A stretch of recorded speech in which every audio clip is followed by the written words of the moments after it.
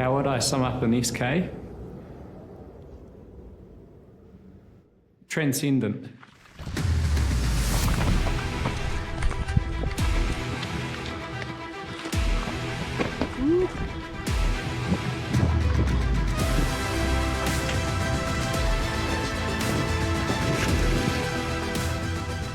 My friends and family definitely think I'm a bit crazy and strange.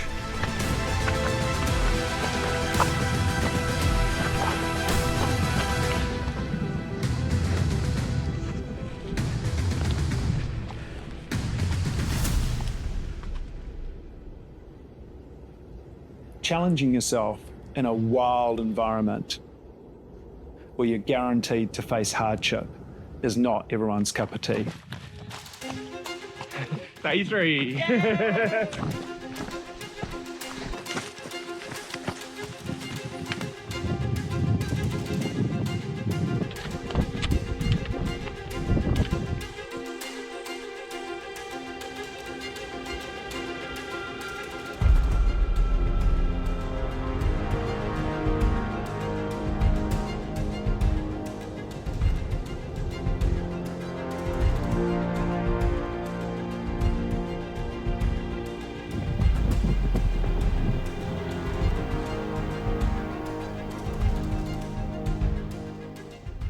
The Tararua S-K traverse, it's about 80 k's long and has the same vertical climb as climbing Mount Everest, twice from base camp.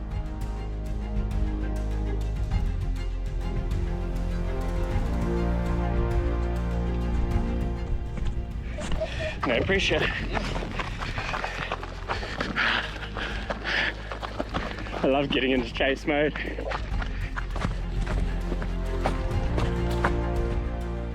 Half of the route is not on a marked trail, and the terrain is wild and rough.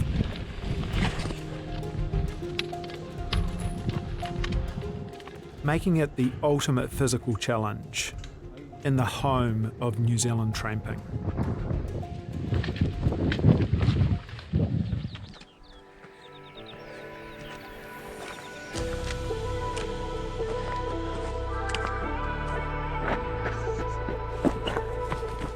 You're unlikely to read or hear about the SK. You have to go deep into the tramping or mountain running community, where you'll find characters like Tim Sutton. Still got a few nerves at the start of the SK. And it's amazing when you finally get to the tops.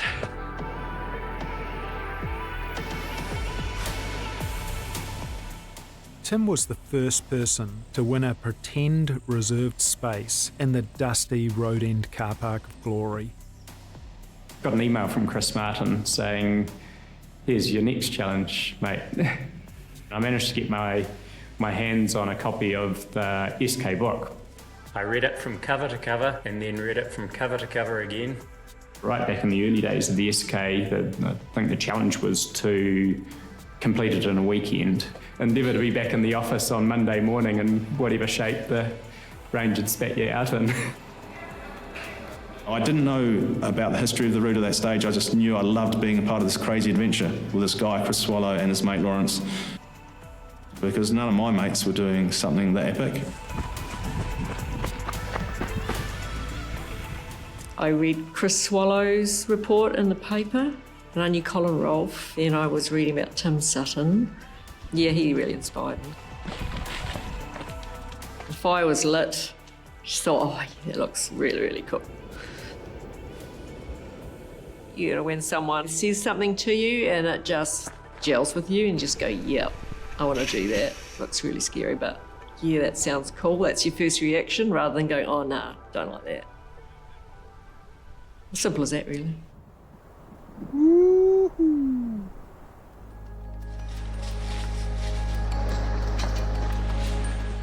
I read Chris, Jean's, and Tim's reports one summer. They blew my mind. I couldn't believe there was this wild adventure on my doorstep. Within 12 months, I'd failed on my first attempt with a sprained ankle. I hobbled for 8 hours to the closest road end, where my wife and father-in-law collected me. We drove home on a perfectly clear night, while my mates pushed hard and made it to the car park of glory. One of the incredible experiences making this film was chatting with the early successors on the route.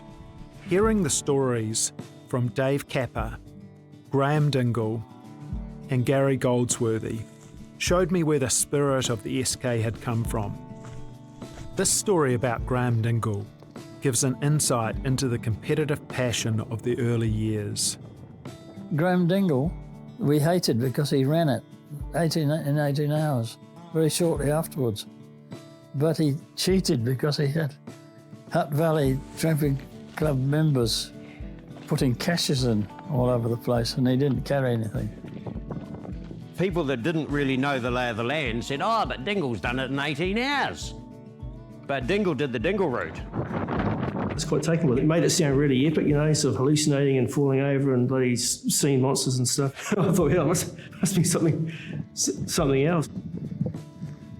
When I look back, I had expected it to sort of stretch me to the absolute limit, but it didn't. I arrived at Smith's Creek feeling quite fresh. The only issue I had, my feet were starting to suffer a little bit, and that was the only issue really. I had a beer, went to sleep. Now recording. Okay. The red Okay, lights, so three. red lights flashing. 3 beats and it's on. Tim, Joe and I set out on our weekend SK challenge to capture footage for the film, 60 years after the first success.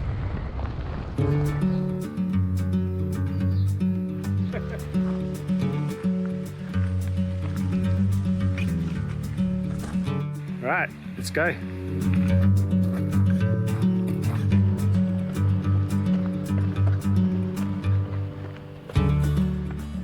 Just getting close to the top of the climb, to the spur leading up to Hirapai Hut. It's actually stirring up a lot of emotions in me. Didn't think this would. Hopefully something to show my daughter and any grandkids that may come along. At our first hut, Dundas, where Tim and Joe had to share a bunk, we met Megan, the editor of the SK book. We were talking to Megan, it was like, so how many SKs have you done, Megan? Thinking, you know, author of the book, she must have done 1 million of them. She's like, well, actually, when I was involved in editing the book, I decided that everyone was crazy, and why would they want to do it? Joe has done more SKs than anyone I know. This was number 11, and he is planning 1 a month this year. Joe is the SK community guide, always helping others to complete the challenge. The email came through from you, Andy, saying, you know, proposing the idea of the trip.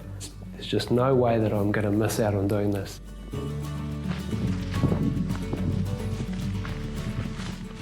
It's pretty special country. Decided to bivvy up underneath those somewhere last night and had bailed due to really grubby weather.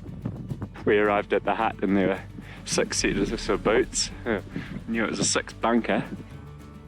Me and Joe top and tailed on a top bunk. Andy borrowed an airbed. When I woke up in the morning there were 3 people on the floor. Megan said he'd getting in at about 11 o'clock on her weekend SK.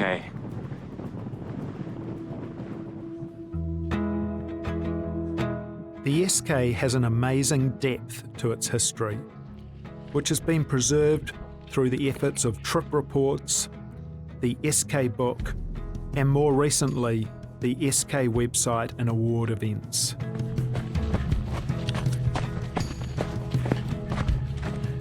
But the beauty of the SK is you're just a page in history. You're joining this sort of long history of the route and of all of the people who've had the adventures there as well. Well, it was the early 60s when it was done, and it was pretty well broadcast around that people in each tramping club were trying to do it, all 4 tramping clubs. We'd meet them in the railway station, and they would lie. They'd say that they were going to a salute trip in the Tararua. Challenging thought that, you know, we've got to get the lightest pack, enough to keep us going a weekend. How do we approach the Tararuas? Do we go to the Kaitoki or do we go to Ekatahuna? I think when we got up at 4 o'clock, it dawned on us that it was a challenge. I'd say we enjoyed 75% of it. Now, after we'd done it, I suppose we felt elated and rather one-upsman. It was rewarding in a selfish sort of way, but it was wonderful, and we were pretty wrecked when we got back to work in the next day. Colin Rolfe is one of the true legends of the SK. The first person to break the 24-hour barrier. We didn't know anything about the route, but we just knew that this fella called Colin Rolfe had done it. I never met the guy, but, you know, I knew he was 12 foot tall and had tree trunk sized legs and all the rest of it. Number one was that before your attempt, you went up with a set of shears and chopped back the leatherwood in certain areas of the route. False. All right, you sold your bed to buy some running shoes. I didn't have to be. Is it because you own shoes instead? I heard a rumour that your house burned down and you had a Powell Hut sub-1 hour club cap adorned with brass plaques for making it to the hut in an hour. That's the only thing you saved. This is one of my favourites. You regularly ran from your house in Kapiti across the Tararuas to your mum's house in the Wairarapa, mowed the lawns, ran back across the Tararuas and got to the pub for closing time. Not true? What are you about? And there was a guy, Hutt Valley tramper called Gary Goldsworthy, who I sort of got my inspiration from. He refused to run, apparently, and he pretty much tramped it in 25 and a half hours. And I thought, you silly bugger, you just run a little bit here and there and you can do it. I remember dropping off Hell's Gate into the saddle, then climbing up the other side of Omega, and I just kind of stopped. My legs kind of stopped working going up there. I thought, what the hell's going on, you know? All of a sudden, I just felt really bloody tired, you know, and I realised I bloody hit the wall. And from that point on, it was a real bloody struggle going in that Marchmont Bridge, I tell you. I just got to keep on going, because I know if I sit down and close my eyes, I'll just bloody go to sleep straight away. A year later, on my second attempt, we started at night and got lost in the clag. We had a scary cold night, being hissed at by possums. The sun finally rose and cooked us. By Mangahuka, I had completely lost the mental will to continue pushing through the hardship. We phoned JD, the local helicopter pilot, to drop us to the road end. The SK has a cult-like feel to it. How could people experience such discomfort, yet come out the other side raving about how it made them feel? Getting stoked for this. Takes me back to being 5 years old, and it's the day before Christmas, you know. The next morning you're going to wake up and go into this environment that you love and cherish and enjoy and have another adventure. I was a great fan of Leo Holding, who says most people in life are happy being in a comfy chair with the heater turned up. He says everything these days is so safe, sanitised and boring that there's some people, myself included, that want more of a challenge out of life. The excitement that you get when you're packing your gear and what you'll need begins straight away, and you feel like a little boy again. You know, it makes you feel alive. It's a case of no matter what's going on in my life or in my head or anything, as soon as I get up onto the range, you can't be upset or angry or anything up there. It's just amazing knowing that you're out there adventuring in the wilderness, and it kind of feels like that's what life should be. Solitude, like a blood moon, red moon, just silent. That's what draws me there, just the beauty of it. And it's just really good fun. And if the weather's really nice. I just love being out there.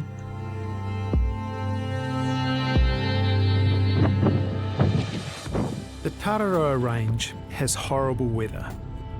Every year it has 160 days of gale force winds, 200 days of rain, and is a magnet for clag, cold, wet mist. Perfect for growing goblin forests, where every surface is covered with lichens and mosses of endless variety.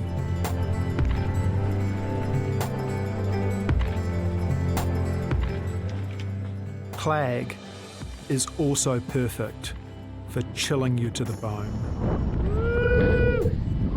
A combination of steep terrain, dense bush, difficult river crossings, and changeable winter weather has caused 22 tramping deaths in the Tararua Range since 1970. Yeah, and then we just decided to go for it, even though the forecast wasn't very good. I'd never do that again. Gale force winds, it was clag. I got bluffed out, went the wrong way, couldn't see what I was doing, dropped my phone. I was really scared. I remember leaving Kyme Hut in the dark, and it was just, windy, rainy, and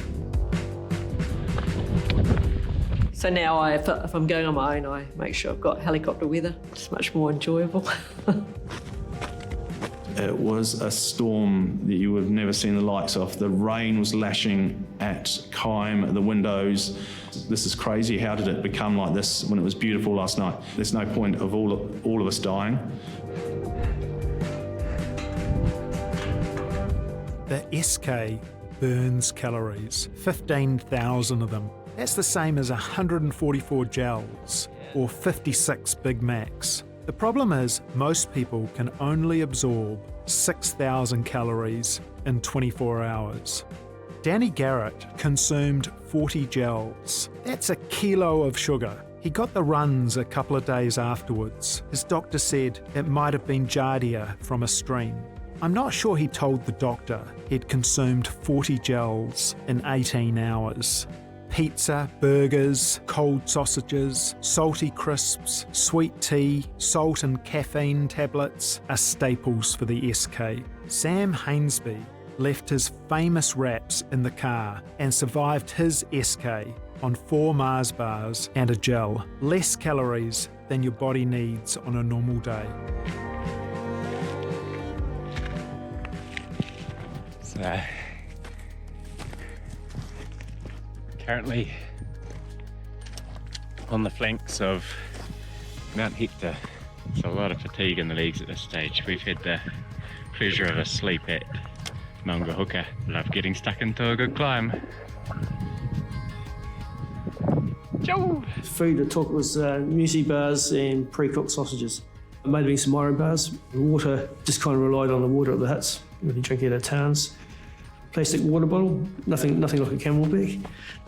Swallowed at least 1 raw egg, perhaps 2 raw eggs in a can, spaghetti or baked beans, I can't remember. It was revolting anyway.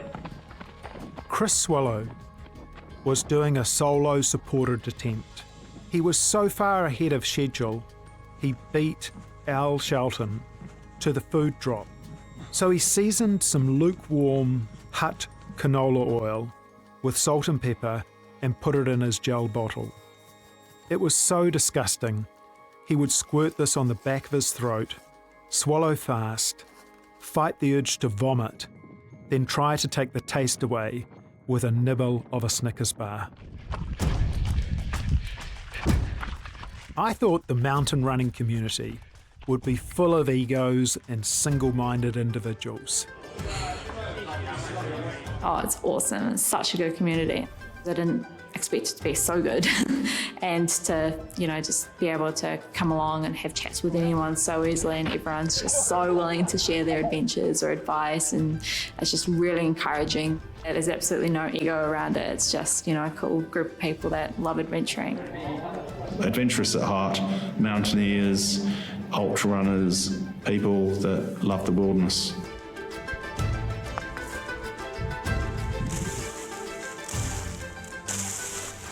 It's all about the glory.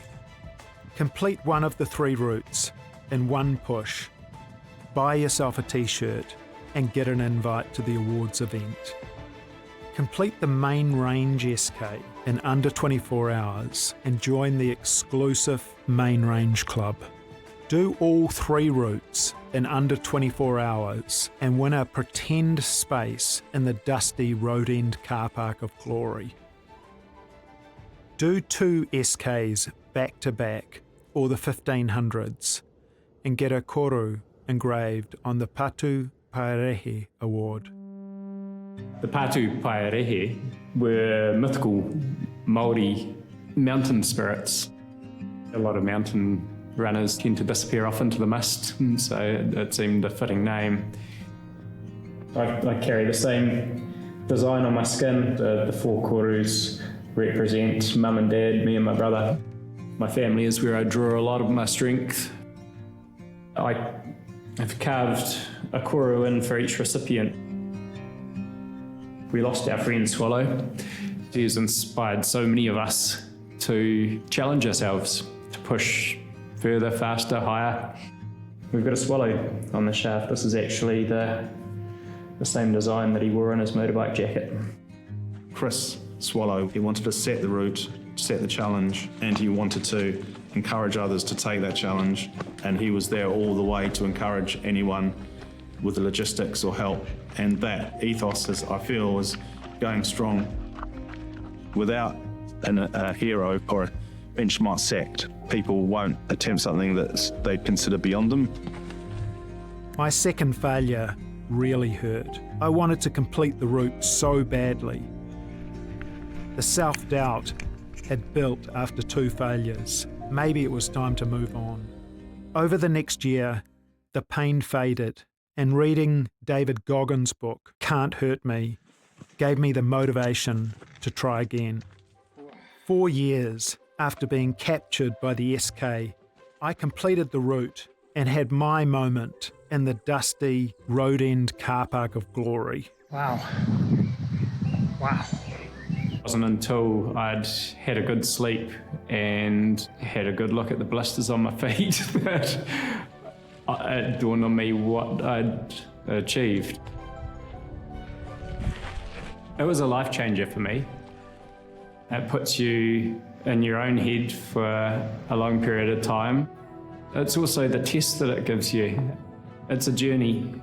You learn so much about yourself. It takes you to a next level, which is hard to find in normal day-to-day life. The thing that I'll really treasure from this one is camaraderie that has developed and been shared. The shared moments of pure stoke, standing together when things have got tough. Things I'll never forget. This is one for the memory banks. Right, time to finish it.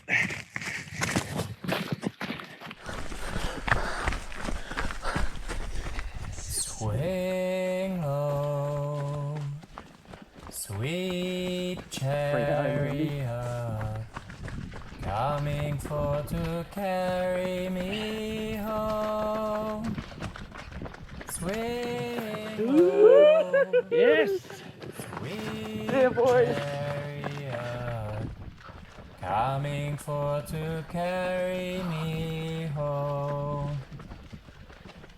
I looked over Jordan, and what did I see? He's flying and coming in hot.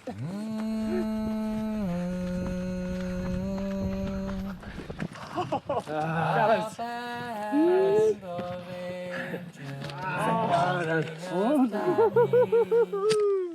Coming for to carry me home. Here we are. I'll take you. Swing low, sweet chariot. A weekend SK. Weekend SK. Yeah. 60 years. Traditional campers are out. Sweet chariot, coming for to carry me home.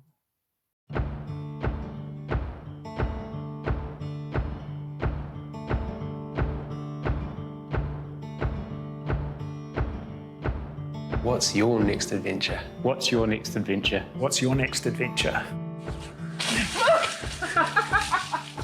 Oh, I almost became a mud monster just before the car park.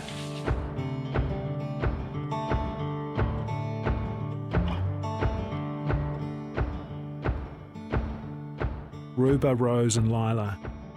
I love the time we get to spend together in the mountains. When you're not with me, I think about you and your future. I want you to be happy. Find the things that make your heart sing and do them. I love you to the moon and back.